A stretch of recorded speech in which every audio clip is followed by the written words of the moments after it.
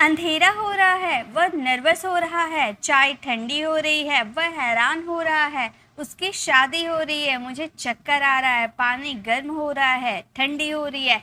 ऐसी बहुत सारे सेंटेंसेस जो देखने में बिल्कुल कॉन्टिन्यूस टेंस की तरह लगते हैं। जी हाँ गाइज, ये सारे जो सेंटेंसेस आपको स्क्रीन पर दिख रहे हैं, ये सारे सेंटेंसेस हमारे कॉन्टिन्यूस टेंस की तरह कॉन्टिन्यूस टेंस की ही है। बट इसे बनाने का तरीका बिल्कुल अलग होता है। इसे हम कॉन्टिन्यूस टेंस की तरह ही बनाएंगे, बट इनमें कुछ अलग वर्ब का यूज़ किया जाता है। और स्क्रीन पर जितने आपको सेंटेंसेस दिख रहे हैं, ये सारे सेंटेंसेस मैं आपको बनाना सिखाऊंगी। ये हमारी स्पोकन इंग्लिश के लिए बहुत ही ज़रूरी है। और साथ ही साथ मैं गेट के कुछ एडवांस यूजेस, यानी कि 2 एडवांस यूजेस मैं आपको गेट के करवाने वाली हूँ। वो अगर यूजेस आप सीख जाते हो तो आप काफ़ी सारे सेंटेंसेस बना सकते हो अपनी डेली लाइफ के लिए, क्योंकि वो 2 स्ट्रक्चर्स आप लोगों को डेली लाइफ में बहुत काम आएंगे। और साथ में ये सेंटेंसेस भी बनाना बताऊंगी। So let's start the video. तो फर्स्ट देखिए, हम पहले ये एक स्लाइड कवर कर लेते हैं, उसके बाद मैं आपको गेट के 2 एडवांस यूजेस बताऊंगी, देन हम ये सेंटेंसेस को कवर करेंगे। सबसे पहला हमारा जो सेंटेंस है वो है अंधेरा हो रहा है। देखिए, इसे मैंने बोला ना कि ये बनाया जाता है कॉन्टिन्यूअस टेंस की तरह, लेकिन इनमें कुछ अलग वर्ब का यूज किया जाता है। वो क्या वर्ब है? वो है गेट। इनमें गेट वर्ब का यूज किया जाता है, लेकिन रीजन ये है, लेकिन क्वेश्चन ये है कि इनमें गेट का यूज क्यों किया जाता है। जैसे अगर हमें बोलनी हो कि वह जा रहा है, तो हम सिंपली बोल सकते हैं ही वॉज गोइंग, या वह जा रही है शी वॉज गोइंग, मैं जा रही हूँ आई एम गोइंग। तो इनमें प्रॉपर वर्ड है, जाने का एक्शन हो रहा है, तो हम गो में ING लगा देते, गोइंग हो जाता है। बट इनमें देखिए अंधेरा हो रहा है, तो यहाँ पे अगर आप बेसिक लर्नर हो ना, तो आपको लगेगा कि यहाँ पे अंधेरा जो है ना, यही एक्शन हो रहा है। तो आप कर दोगे इट्स डार्किंग कर दोगे, डार्क को डार्किंग बना दोगे, लेकिन ऐसा बिल्कुल गलत है। ये अंधेरा आपका एडजेक्टिव है, ना कि आपका वर्ब। इसे वर्ब नहीं समझिएगा, यहाँ पर वर्ब है होना। अंधेरा हो रहा है, यहाँ पर चेंज ऑफ स्टेट की बात की जा रही है, यानी कि पहले उजाला था अब अंधेरा हो रहा है, तो यहाँ होने का एक्शन हो रहा है। तो जब भी बात आएगी होने का, जब भी आपका सेंटेंस कुछ चेंज ऑफ स्टेट की बात करो, वो बूढ़ा हो रहा है, यानी कि पहले जवान था बूढ़ा हो रहा है। बाल सफ़ेद हो रहे हैं, यानी कि पहले काले थे अब सफ़ेद हो रहे हैं। आज का मतलब, और वो सुबह हो रही है, पानी गर्म हो रहा है, वह नर्वस हो रहा है। तो ये सारे सेंटेंसेस में एक चेंज ऑफ स्टेट हो रहा है, पहले कोई और स्टेट में था अब वो चेंज हो रहा है। तो ऐसी स्थिति में होने का सेंस आता है। इसके लिए आपके पास दो वर्ब है, या तो बी का यूज करो या तो गेट का यूज करो। ठीक है, या तो बी का यूज करो या तो गेट का यूज करो, लेकिन बी का यूज हम as a passive positive verb में ज्यादा करते हैं। बी का यूज, बी, बीन, बीइंग हम बहुत ज्यादा यूज करते हैं ना, इसीलिए हम यहाँ पर हम गेट का यूजेस बी लगा दोगे, तो इसका मतलब ये नहीं कि ये गलत हो जाएगा, ये बी का यूजेस लग करके करोगे तो भी सही रहेगा। लेकिन आज हम सीखने वाले हैं गेट के यूजेस। मैं आपको इसमें गेट के यूजेस लगाकर कैसे सेंटेंसेस बनाने हैं वे बताऊंगी। जैसे अंधेरा हो रहा है, तो अंधेरा होना तो हम क्या बोलेंगे? Gate dark. बूढ़ा होना, तो यहाँ पर चेंज हो रहा है, बूढ़ा होना यानी कि गेट ओल्ड। वैसे ही जवान होना यानी कि गेट यंग। वैसे ही बहुत सारे सेंटेंसेस, नर्वस होना, गेट नर्वस, इस तरह से आप सेंटेंसेस बनाओगे, यानी कि गेट आपका यहाँ पर एज अ वर्ब के रूप में यूज होगा। तो जब आप कॉन्टिन्यूस टेंस बनाओगे तो गेट का गेटिंग कर दोगे, इसका फॉर्म्स चेंज हो जाएगा। गेट आपका फर्स्ट फॉर्म होता है, गॉट आपका सेकेंड फॉर्म, थर्ड फॉर्म भी आपका गॉट या गॉटन दोनों यूज होता है। ठीक है, या तो आप गॉट का यूज करो या गॉटन का यूज करो। फोर्थ फॉर्म हो जाता है आपका गेटिंग, एंड फिफ्थ फॉर्म हो जाता है आपका गेट्स। ठीक है, तो ये फॉर्म्स आप याद रखिएगा। हम गेट का यूज यहाँ पर एज अ वर्ब के रूप में कर रहे हैं, मेन वर्ब के रूप में कर रहे हैं। ये क्लियर है? तो चलिए अब सेंटेंसेस हम बनाते हैं। तो हमारा फर्स्ट सेंटेंस था अंधेरा हो रहा है, यहाँ चेंज ऑफ स्टेट हो रहा था, तो हम बोलेंगे इट्स गेटिंग डार्क। यहाँ पर डार्किंग नहीं करेंगे, डार्क के साथ हम वर्ब गेट का यूज किए क्योंकि होने का सेंस आ रहा। गेट का fourth form getting, it's getting dark. Next है चाय ठंडी हो रही है, यानी कि चाय पहले गर्म थी अब क्या हो रही है? ठंडी हो रही है। तो हम ये सेंटेंसेस को बोलेंगे T is getting, T is getting cold, ठंडा हो रहा है, टी इज गेटिंग कोल्ड, मतलब चाय ठंडी हो रही है। वैसे यह पुराना हो रहा है, मतलब कोई नॉन लिविंग थिंग्स है, ठीक है। जैसे कोई आपने चेयर खरीदा था बहुत पहले, अब वो चेयर क्या हो रहा है, पुराना हो रहा है, हल्का सा डैमेज हो रहा है, तो पुराना हो रहा है, तो आप बोल रहे ये पुराना हो रहा है, तो आप बोल सकते हो इट्स गेटिंग ओल्ड। देखिए बूढ़ा हो रहा है या पुराना हो रहा है, दोनों के लिए हम ओल्ड का ही यूज करते हैं, इट्स गेटिंग ओल्ड। अगर यहाँ लिविंग थिंग की बात करते तो उसके अकॉर्डिंग सब्जेक्ट का यूज करते हैं, लेकिन यहाँ पर हम नॉन लिविंग की बात किए इसलिए इट यूज किए, ठीक है। It's getting old, it is का कॉन्ट्रैक्शन है ये। नेक्स्ट है वो आजकल पैसे कमा रहा है। यहाँ पर देखिए, यहाँ पर आपको थोड़ा सा समझने की बात है, यहाँ पर आपका एक्शन है, यहाँ पर एक्शन आपका होने का आ रहा था, बट यहाँ पर एक्शन आपका कमाने का आ रहा है, वह कमा रहा है। तो हम ये सेंटेंसेस को इस तरह से भी बोल सकते हैं ना, हम इसमें गेटिंग का यूज ना करके हम बोल सकते हैं he is earning money, he is earning money nowadays, he is earning money nowadays, मतलब वो आजकल पैसे कमा रहा है, he is earning nowadays. But यहाँ अगर आप गेट का यूज करना चाहते हो तो भी कर सकते हो, क्योंकि कमाने के लिए अर्न का यूज किया जाता है और गेट का भी यूज किया जाता है। आप ये सेंटेंस को इस तरह से भी बोल सकते हो, he is getting money nowadays. तो याद रखिएगा, कमाने के लिए अर्न का तो यूज किया ही जाता है, प्लस गेट का भी यूज किया जाता है। तो अगर आपका सेंटेंसेस में कहीं आप पढ़ते हो, न्यूज़पेपर या बुक रीडिंग करते हो, वहां पे अगर गेटिंग मनी होगा तो आप ये मत सोचिएगा गेट का मतलब तो होना था, तो यहाँ पर गेटिंग मनी यानी कि मनी होना, ये क्या समझ में नहीं आ रहा है ना। तो अब से आपको याद रखते हैं, कमाने के सेंस में भी गेट का यूज होता है, यानी कि गेटिंग मनी, पैसा कमाना। ओके, तो ये स्लाइड आपको समझ में आ गया। और भी बहुत सारे ऐसे सेंटेंसेस है जितने आपको स्क्रीन पर दिखाई थी मैंने, वो सारे सेंटेंसेस मैं करवाऊंगी आपको, लेकिन उससे पहले मैं आपको वो एडवांस यूजेस करवा देना चाहती हूँ जिसके बारे में मैं आपको बता रही थी।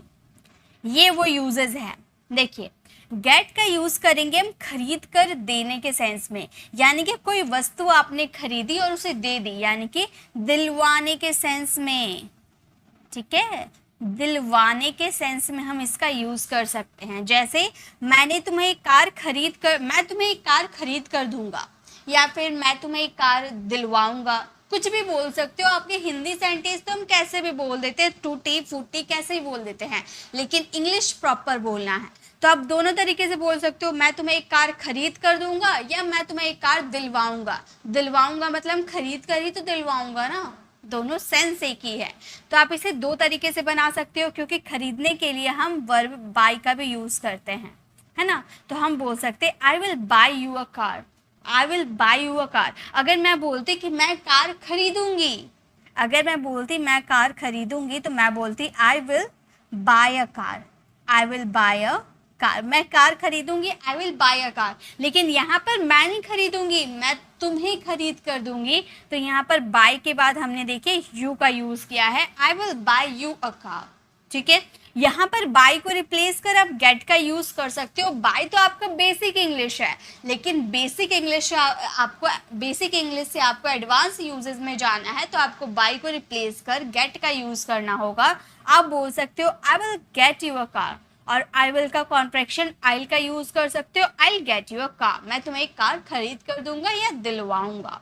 ओके, नेक्स्ट है पापा तुम्हें एक मोबाइल दिलवा देंगे। मम्मी ने कहा कि तुम रो मत, पापा तुम्हें एक मोबाइल दिलवा देंगे, यानी कि वो खरीद कर दिलवा देंगे, है ना। तो ये सेंटेंसेस में आप अगर बेसिक लेवल की इंग्लिश बोलना चाहते हो तो आप बोलोगे father will buy you, father will buy you a mobile, you a mobile. अगर आप बेसिक इंग्लिश की बात कर रहे हो तो आपका यही सेंटेंस बनेगा father will buy you a mobile. लेकिन अगर आपका एडवांस यूजेस में जाना है तो आप कैसे बोलोगे, आप बोलोगे फादर विल, बाय को रिप्लेस कर हम क्या यूज करेंगे, गेट का यूज करेंगे, get you a mobile.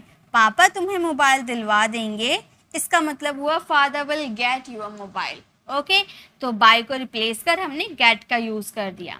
Next है मुझे आइसक्रीम दिलवा दो। आपने जिद किया है, आप पैर हाथ पटकने लगे, मुझे आइसक्रीम दिलवा दो, तो इसे अगर आपको इंग्लिश में बोलनी हो तो आप कैसे बोलोगे?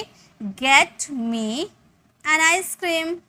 Get me an ice cream. बहुत ही सिंपल सेंटेंसेस बनते हैं, लेकिन बोलते हैं ना कि हम बड़े बड़े सेंटेंसेस तो बना लेते हैं लेकिन छोटे में अटक जाते हैं, तो आप अटक जाओगे अगर नहीं सीखोगे तो जब भी आपको बोलना हो कि मुझे आइसक्रीम दिलवा दो, गेट मी एन आइसक्रीम, मुझे एक कलम दिलवा दो, गेट मी अ पेन, मुझे कुछ किताबें दिलवा दो, गेट मी सम बुक्स, या फिर मुझे एक नया फ़ोन दिलवा दो, get me a new phone. Okay, तो इस तरह से आप बहुत सारे सेंटेंसेस बना सकते हो। मुझे कुछ पैसे दिलवा दो, अगर आपको बोलने मुझे कुछ पैसे दिलवा दो तो आप कैसे बोलोगे? आप मेरे साथ बनाओ, ठीक है। आप बोलोगे get me some money. Get me some money, मुझे कुछ पैसे दिलवा दो, गेट मी सम मनी। तो इस तरह से अब आप समझ में आ गया। दिलवाना यानी कि जब आप किसी को दे रहे हो, यानी कि वो खरीद कर दे रहे हो, तो बाई या गेट का यूज करोगे, उसके बाद आपका ऑब्जेक्टिव केस आएगा। खरीदने के लिए बाई गेट का यूज करोगे, लेकिन खरीदवाने यानी कि दिलवाने के लिए आप बाई के साथ यू या गेट के साथ यू, मतलब ऑब्जेक्टिव केस। आप गेट का यूज करोगे प्लस ऑब्जेक्टिव केस का यूज करोगे, ठीक है। ऑब्जेक्ट नहीं, ऑब्जेक्टिव केस, एक मिनट, ऑब्जेक्टिव केस का यूज करेंगे। ओके, तो इस तरह से आप प्रैक्टिस करना, आपको समझ में आ जाएगा। नेक्स्ट है आपका go and get. Go and get ये तो बहुत ज़्यादा इंपॉर्टेंट है। जाओ लेकर आओ, ऐसे बोलते हैं ना, जाओ मेरे लिए एक गिलास पानी लेकर आओ, जाओ वहाँ से एक कुर्सी उठाकर यहाँ लाओ। मम्मी अक्सर इंस्ट्रक्शंस देती है, पापा इंस्ट्रक्शंस देते हैं कि जाओ बैंक से पैसे निकाल कर लाओ, जाओ अभी अपना होमवर्क करके आओ, ठीक है। यानी कि जाओ कुछ करके आओ या कुछ लेकर आओ। यहाँ पर लेने की बात हो रही है, जाओ कुछ लेकर आओ, तो गो एंड गेट। देखिए, लाने के लिए जनरली हम यूज करते ब्रिंग, तो आप ये सेंटेंस में गो एंड ब्रिंग का भी यूज कर सकते हो, बट ब्रिंग ये नॉर्मल इंग्लिश हो गया, बेसिक इंग्लिश हो गया। अगर एडवांस करनी है तो ब्रिंग को रिप्लेस कर हम गेट का यूज करेंगे। हमारा ये सेंटेंस होगा, जाओ मेरे लिए ग्लास पानी लाओ, go and get me a glass of water. अगर आप इसे अपने तरीके से बोलना चाहते हो, ब्रिंग का यूज करना चाहते हो, तो यहाँ पर गेट के जगह आपको ब्रिंग का यूज करना है। आप बोल सकते हो go and bring me a glass of water, okay. लेकिन आप गेट का यूज करना, काफी एडवांस साउंड करते हैं।